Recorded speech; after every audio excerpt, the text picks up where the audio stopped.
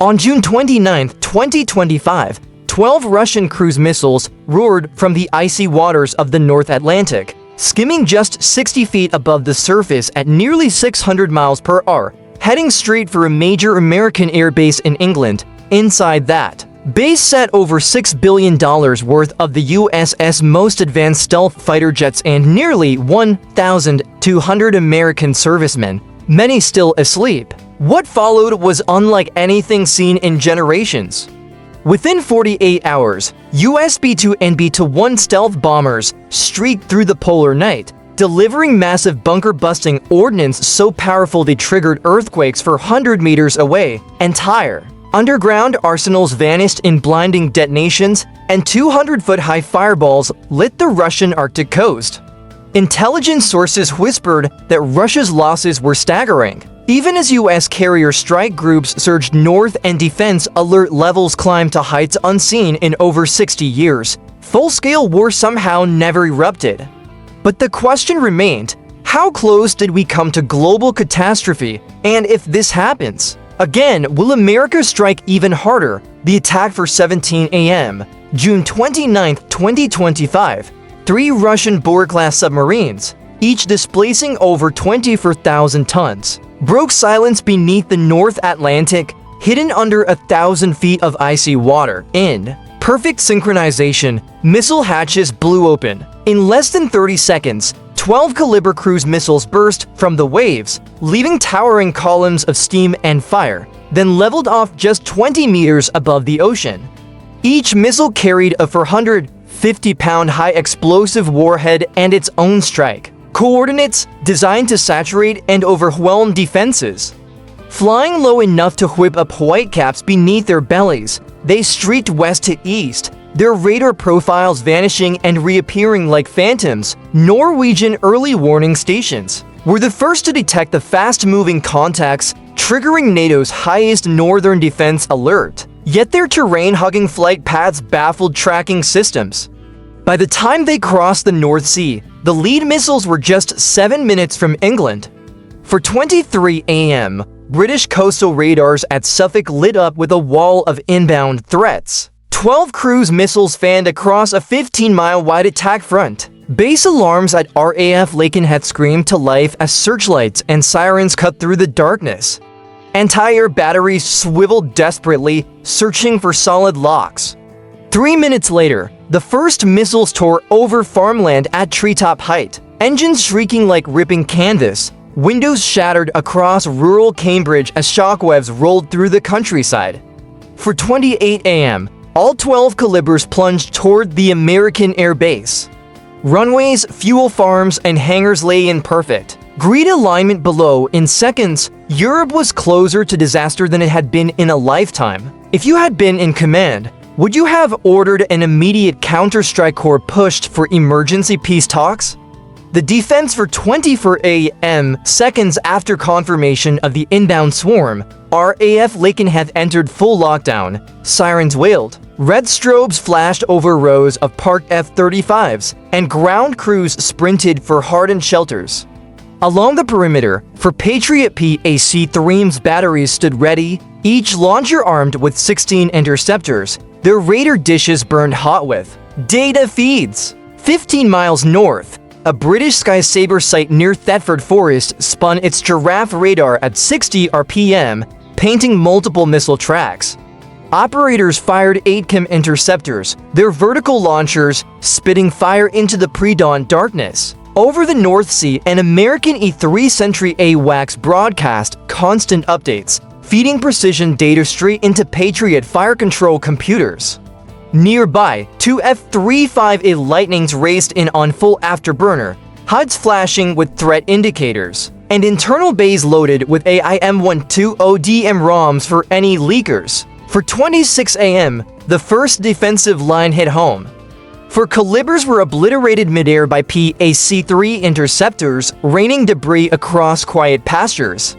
2 more were destroyed by Sky Sabre's high-speed missiles, their burning wreckage blossoming against the early dawn, but 6 missiles broke through.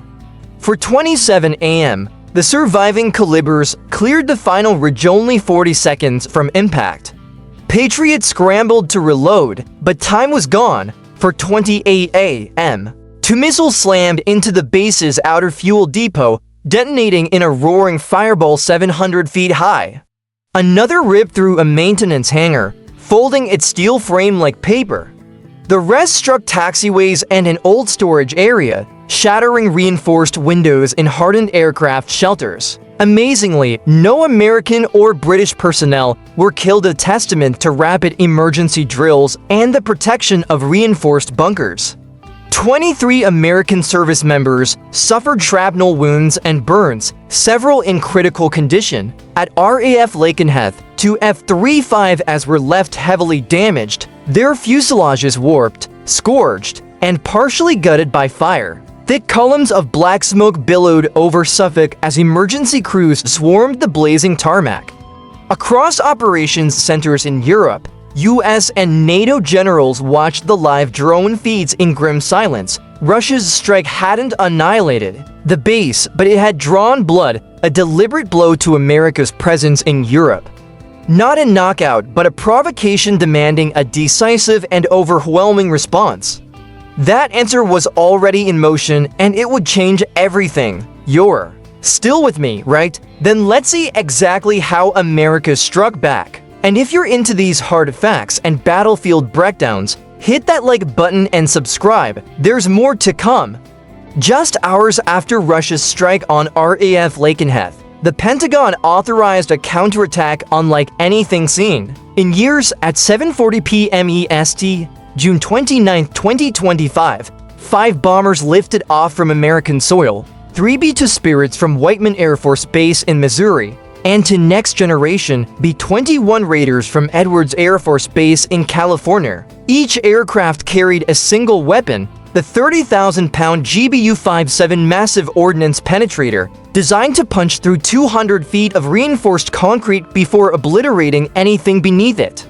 These weren't just bombs, they were bunker-killing sledgehammers. Over the Atlantic, KC-46 Pegasus tankers performed precisely timed aerial refuelings, the kind of choreography that meant the difference between mission success and aircraft ditching in the ocean.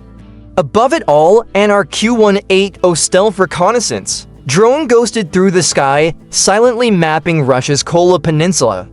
Its synthetic aperture radar cut through clouds and darkness, pinpointing S-500 radar arrays and command bunkers in real time. Russia's S-500 Promedy network was formidable, capable of engaging stealth aircraft and hypersonic missiles over 300 miles away, but it relied on fixed, exposed radar installations. Once those eyes were blind, the shield would collapse. By 2:05 a.m. Moscow time, the bombers crossed the Norwegian Sea, slipping past most Russian scopes. Hundreds of miles behind, E-3 Sentry AWACS and RC-135 Rivet joint aircraft intercepted frantic Russian radio chatter. Murmansk's operators struggled to confirm their targets.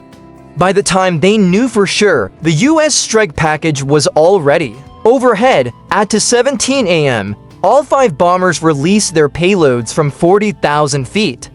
The GBU-57S, guided by GPS and inertial navigation, plunged faster than sound. Hardened steel tips allowed them to survive the bone-crushing impact before detonating deep underground. Seismic stations across Scandinavia recorded the strikes. The penetrators smashed directly into S-500 command centers, destroying phased array radars and killing at least 48 Russian officers and technicians. Another slammed into a hardened fiber optic hub, severing Murmansk's vital link to Moscow's air defense grid. The remaining penetrators drove into massive ammunition bunkers, setting off secondary detonations of 7.7 and 6 and 1 interceptors and Iskander warheads. The chain reaction was catastrophic. Fireballs shot 1,200 feet into the Arctic night, and debris rained half a mile from ground zero. Local seismic sensors registered a 5.1 magnitude tremor. Within minutes, Murmansk's sprawling military complex was reduced to cratered earth and smoldering wreckage.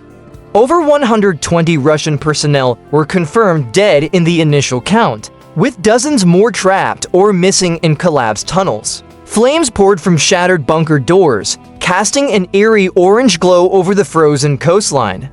The American strike aircraft had been above Russian territory for just 14 minutes. Yet in that short window, they shredded an air defense network, silenced radar arrays, and left Russia's northern shield in tatters. Live infrared feeds streamed into military command centers from Moscow to Brussels, showing the exact craters where Russia's most critical defenses had stood hours earlier. It was a flawless display of the US war machine: stealth bombers, real-time drone intel, precision refueling, and bunker-busting firepower, all in perfect synchronization. In one night, the Kola Peninsula's air defense umbrella was gone, and with it, Moscow's illusion of northern invulnerability. The next move was Russia's to make, but as the world watched, the question wasn't if they would respond, it was how far they'd be willing to go. In the immediate aftermath, Russia's northern military infrastructure lay in smoking ruin. The destruction was staggering: 2 S-500 command centers erased, a critical fiber optic hub destroyed, and 3 massive ammunition depots reduced to scorched pits. The loss of interceptors and tactical nuclear warheads was a crippling blow to their defense capability. Rescue teams clawed through collapsed concrete and twisted steel, pulling charred remains from underground corridors. By evening, Moscow confirmed more than 120 dead and at least 70 unaccounted for, one of the worst single-day losses for Russia's air defense corps in decades. With Murmansk's radar network destroyed, Russia's entire northwestern sector was effectively blind. The strategic port, home to nuclear submarines and Arctic fleet resupply, was suddenly vulnerable to further strikes. Panicked, the Russian Navy ordered Albory-class and Yasen-class submarines to abandon Murmansk and Arkhangelsk immediately. Crews scrambled aboard with only partial supplies before dispersing into the Barents Sea. The harbors were left ghostly, silent. What happened next would either escalate the conflict to a dangerous new level, or mark the moment both sides realized just how close they stood to the edge. The logistical fallout was relentless. Hundreds of military trucks choked outbound highways, hauling munitions, mobile radar systems, and critical supplies deeper into the Russian interior. Fuel convoys clogged narrow rural roads, creating traffic knots that delayed urgently needed shipments meant to sustain what remained of Russia's Arctic defenses. Amid the chaos, local commanders reported lost communications, misrouted reinforcements, and alarming gaps in anti-air coverage, some stretching over 250 miles of vital coastline. The impact rippled far beyond the battlefield. In Moscow, the economy reeled with ruthless speed. The Moscow exchange plunged 18% in a single trading day, wiping billions from state-linked conglomerates. Long lines formed outside major banks, as citizens rushed to withdraw rubles in panic. International investors, already on edge, accelerated capital flight. NATO seized the opportunity. Under Operation Iron Shield, troop carriers and heavy armor from Germany and Poland rumbled into the Baltic states. Norwegian F-35 squadrons launched round-the-clock combat air patrols over the Arctic Circle, exploiting the sudden gap in Russia's sensor network. Behind closed doors in Brussels, NATO planners assessed that Moscow's Murmansk defenses would require at least 6 months to rebuild, an unprecedented setback for Russia's northern military posture. Inside the Kremlin, the mood was tense. A shaken National Security Council debated emergency responses.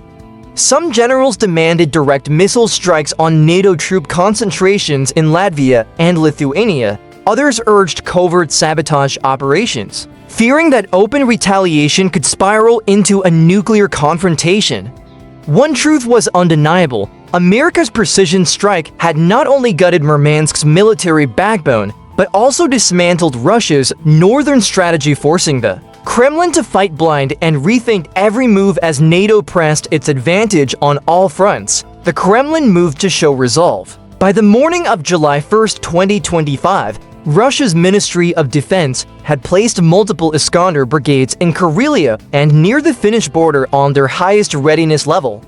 Convoys carrying nuclear-capable missiles were spotted dispersing into dense forests, shielded beneath heavy camouflage nets. At the same time, strategic bomber units and submarine crews were ordered to prepare for immediate retaliatory drills. In secure command bunkers outside Moscow, Russia's National Security Council initiated nation-wide strategic force alert protocols, pushing its nuclear triad toward a launch-on warning posture. State television broadcast ominous footage of Tupolev mobile launchers rolling through rural highways, an unmistakable signal to both NATO and the Russian public. The United States answered in kind.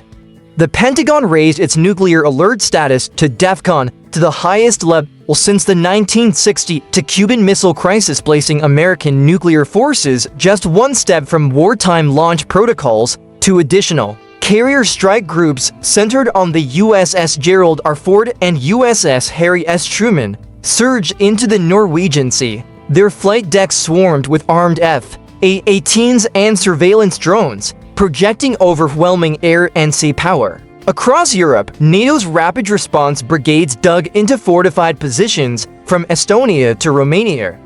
High-altitude surveillance drones patrolled the Russian border, streaming terabytes of real-time imagery into war rooms from Brussels to Washington. Civilian air traffic over northern Europe thinned dramatically, with airports preparing for emergency shutdowns. Yet, amid the razor's edge tension, cooler heads prevailed. Quiet back-channel communications began between Washington and Moscow. Diplomatic couriers flew into Ankara and Geneva, opening discreet lines of negotiation. No one wanted a miscalculation to turn a brutal regional conflict into a civilization-ending catastrophe. For all the precision weaponry and instant battlefield intelligence, one lesson stood stark. In an age of stealth drones, bunker-buster munitions, and hypersonic missiles, even the most powerful nations could bleed down the cost of misjudgment, could spiral beyond control. In just 72 hours, the world had lurched from tense rivalry to the brink of nuclear war. What began with 3 Russian submarines launching a dozen stealthy caliber missiles ended with American stealth bombers obliterating Murmansk's air defense network, killing over 100 Russian specialists and crippling Moscow's northern shield. Each move was met with sharper steel. Russia deploying tactical nuclear units to Karelia, the United States elevating to DEFCON 2, NATO digging in across Eastern Europe, and Russian mobile launchers disappearing into forested highways under the watchful eyes of Western drones. And yet, it was not the missiles or warships that stopped the slide. It was whispered negotiations in Ankara and Geneva. Behind closed doors, hardened men acknowledged the truth. No amount of precision strikes or technological shields could guarantee control once certain thresholds were crossed. In the end, both superpowers relearned an old lesson. Modern wars may start with targeted raids and surgical strikes, but they can all too easily slip toward annihilation. The scars left on Murmansk, Lakenheath, and countless shattered families were proof enough. Even limited wars can unleash horrors no nation can truly afford. If you found this story compelling, please like, subscribe, and share your thoughts below.